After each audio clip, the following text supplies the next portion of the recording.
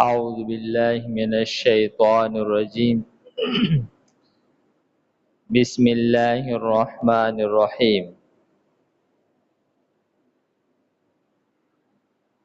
دا حضرت ابراهیم علیہ السلام وَإِذْ يَرْفَعُ إِبْرَاهِيمُ الْقَوَاعِدَ مِنَ الْبَيْتِ وَإِسْمَاعِيلُ رَبَّنَا تَقَبَّلْ مِنَّا إِنَّكَ أَنْتَ السَّمِيعُ الْعَلِيمُ رَبَّنَا وَاجْعَلْنَا مُسْلِمَيْنِ لَكَ وَمِنْ ذُرِّيَّتِنَا أُمَّةً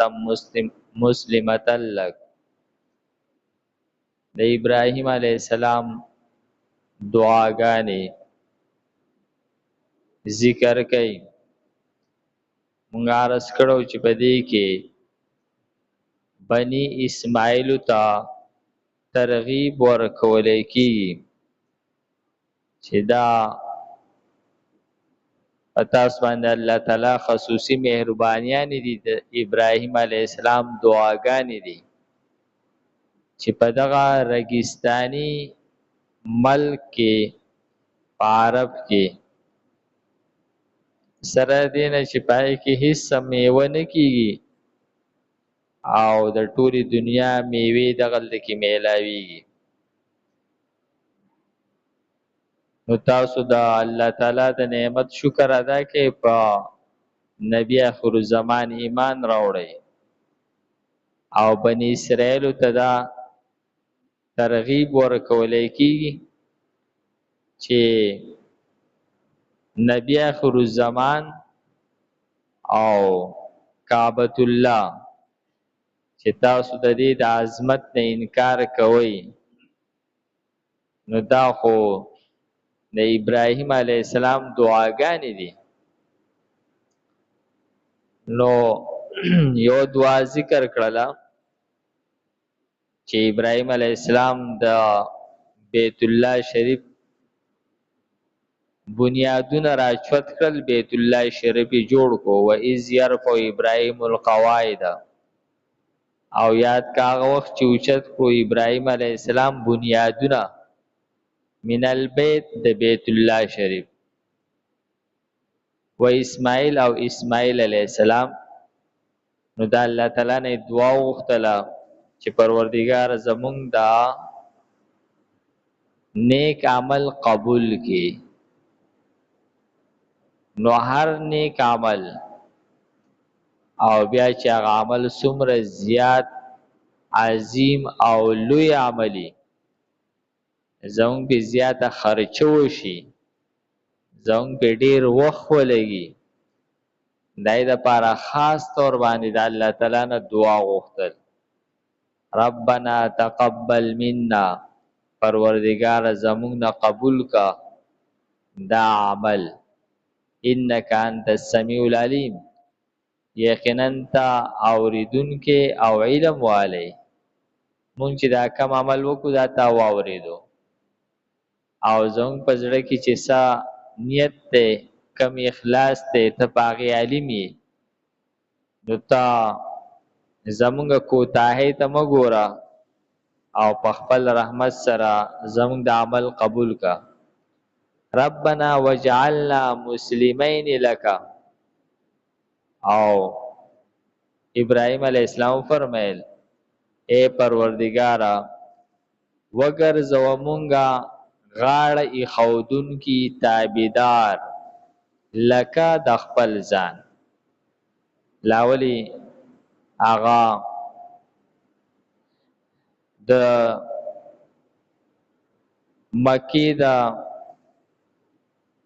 رزق د پاره دعا وغوښتله او د امن د پاره چې دا دنیاوی بنیادی ضروریات او بیا د خانه کعبه تعمیر وکړلو چې دا د هغې روحاني ضرورتو او وس د دغه روحاني ضرورت لپاره دعا غواړي چې پروردګاره مونږه خپل تابعدار وګرځې، ومن ذریتنا، او زمونږ الواد چې دی دا هم وګرځي امتن یو ټوله مسلمتن تابیدار لکه د خپل ځان مونږ او زمونږ الوات د خپل ځان تابیدار وګرځو دا ګوي چې د دنیا د نعمتونو د دعا نه پس د آخرت د نعمت د روحانی نعمتونو د پاره ابراهیم علیه السلام دعا وغوښتله وارنا مناسکنا او وخه مونږ ته احکامات د حج زمون د عبادت احکامات مونږ ته وخایا د حج احکامات مونږ ته وخایا وتوب علینا او رحم وکړه په مونږ باندې انک انت التواب الرحیم یقینا تو توبه قبلون کې او رحم کون کې ربنا ای رب زمونږه وبعث فیهم رسولا گوی چې ابراهیم علیه السلام دغه خلکو د دنیاوی بنیادی ضرورتو د پاره هم دعا وغوښتله او دغه خلکو د روحانی نعمتون د پاره هم دعا وغوښتله او په مستقبل کې را روان امت خپل الواد داود پر دعا غواړي فرمای ربنا ای رب زمونږه وبعث فیهم راولېږي په دې خلکو کې د مکې په دې خلکو کې راولېږه رسولا یو رسول منهم د دوینا نو حدیث شریف کې راځي چې نبی کریم صلی الله علیه وسلم فرمایل زه د خپل پلار ابراهیم علیه السلام دعا یما دا دعا ابراهیم علیه السلام د خانه کعبه چې کله جوړ کړله په هغه وخت کې دا دعا وغوښتله او 2000 کاله پس 2000 کاله پس هغه دعا الله تعالی د نبی کریم صلی الله علیه وسلم په صورت کې قبول کړل نو فرمایي چې په دې خلکو کې یو پیغمبر راولې کې د دوینا نو په دې کې آغا بنی اسماعیل ته دا پیغام دی چې دا پیغمبر دا ستاسو د نیکا ابراهیم علیه السلام دعا ده داغه په دعا سره دا پیغمبر راغلی دی نو تاسو پکار چې د مرسته وکړئ نه چې تاسو د سره دشمنی شروع کړئ او په دې کې بنی اسرائیل تم دا پیغام دی چې تاسو هم د ابراهیم علیه السلام آغا ځان د ابراهیم علیه السلام پیروکار ګڼئ د ابراهیم علیه السلام د عظمت قائل یې د دې پیغمبر مخالفت تاسو څنګه کوئ دا خو د ابراهیم علیه السلام دعا ده چې ابراهیم علیه السلام غوښتلی و چې پروردګاره په دې خلکو کې پیغمبر راولېږي او په دغه عرب کې د ابراهیم علیه السلام د دې دعا نه را پدې خوا د نبی علیه السلام پورې بل پیغمبر نه دی راغلی نو فرمای یتلو علیهم آیاتک پدې کې د پیغمبر آغا منصبونه ذمہواریانې فرایض ذکر کړي چې دا پیغمبر په دوی باندې ستا آیتونو تلاوت کوي د قران پاک تلاوت کول ویل دا مستقل یو شعبه ده او په دې باندې مستقل دومره کتابونه لیکل شوي دي چې دا ځان یو علم دی علم قرات علم تجوید او فرمایي چې په دوی باندې ستا آیتونو تلاوت کوي ويعلمهم الكتاب او تعلیم ورکوي دوی ته د کتاب د قران پاک تعلیم دوی ته ورکوي د قران پاک علم چې زمونږ مدارس کې چې څومره پاته کاله کې کم څه پړاوهلی کېږي زمونږ استادان مونږ ته وایي چې تاسو په دې اته کاله کې د مطالعې کولو چل زده کو چې زه پلانې مسله ګورم نو زه پای پسې کم کتاب ګورم دا مسله ما ته په کم ځای کې میلاویږي تاسو پاته کاله کې صرف دغه طریقې زده کړله نو تاسو باقی ټول عمر وس علم حاصلوي دسه تاسو مو وای چې اته کاله کې جی ما علم وکړو زه اوس عالم شوم تا پاته کاله کې صرف د علم زده کولو طریقې زده کړله ته اوس طالب العلم شوي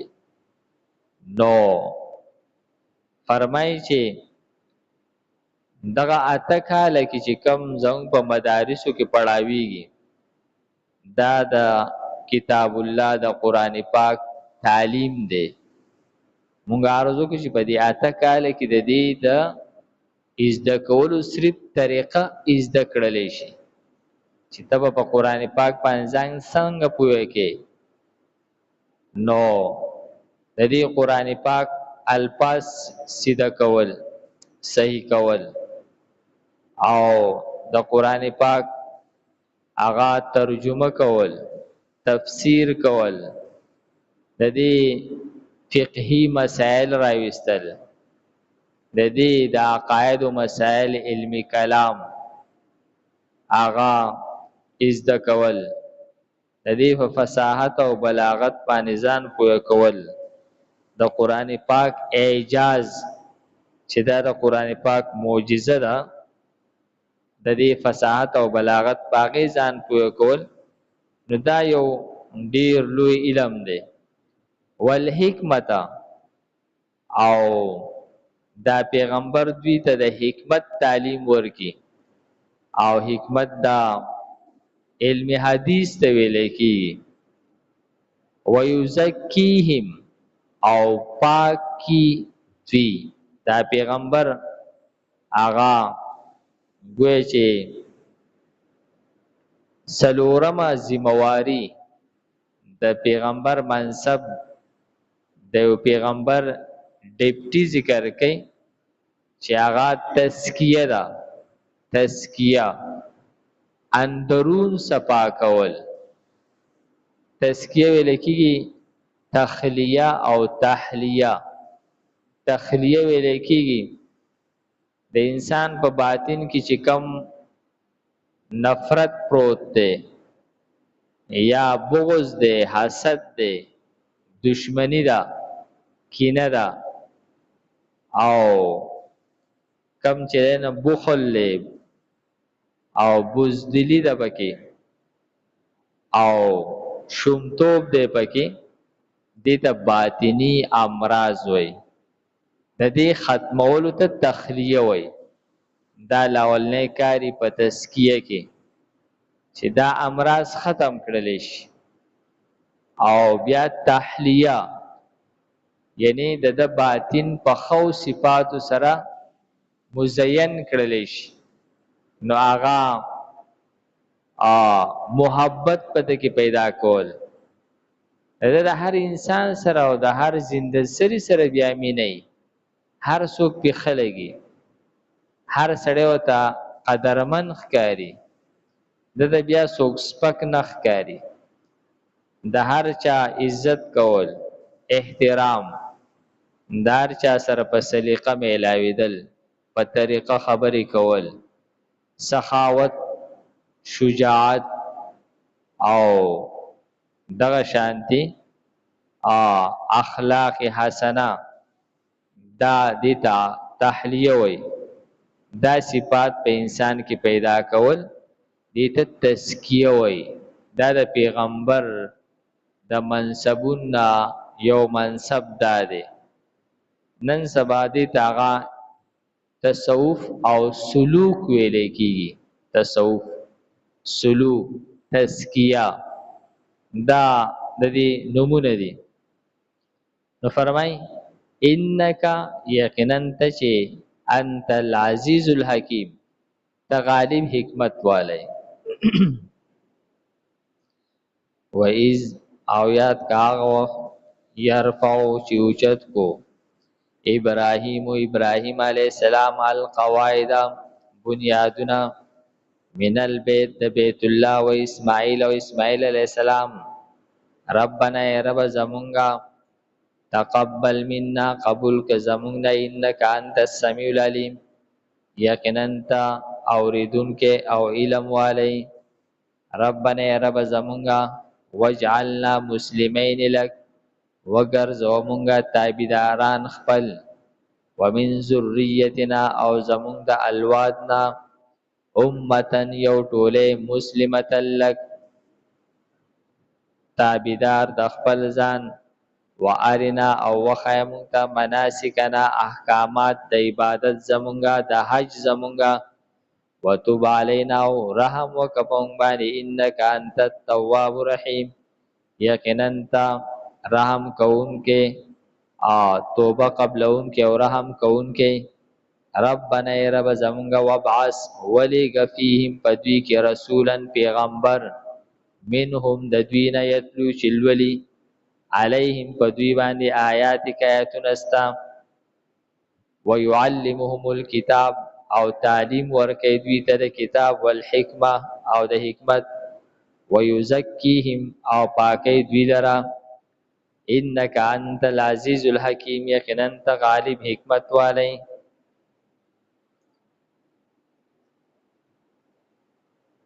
الحمدللہ رب العالمین والعاقبۃ للمتقین والصلاة والسلام علی خیر خلقه محمد و آله و اصحابہ اجمعین.